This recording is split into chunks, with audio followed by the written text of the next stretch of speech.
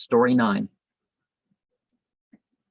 I have heard that in these days, a decrepit, aged man took the fancy in his old head to get a spouse.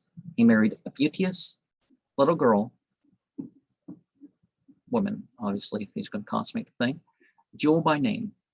You know, in English, we like to call a youth a girl or a boy, and it's like, but in Arabic and other languages, they wouldn't do such a thing necessarily, except in terms of endearment or something, right?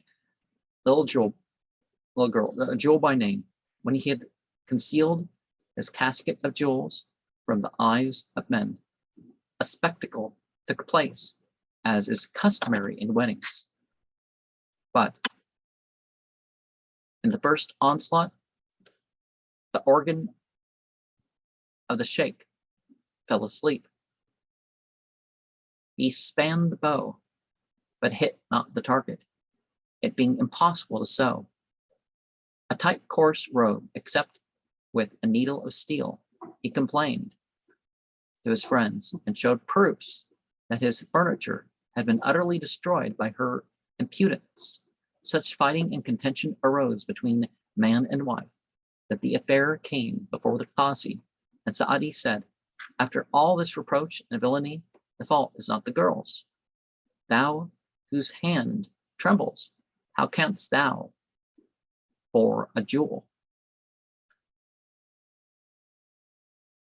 And, well, more context, right?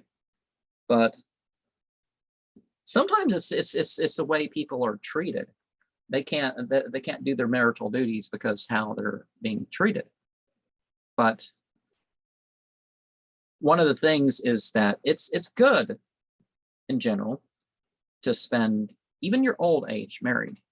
So there's that. But you got to know what you're getting, not just beautiful and or rich or famous, or find somebody with some character. Same thing with the guy too, you know. It shouldn't be just, come here, I want some, you know.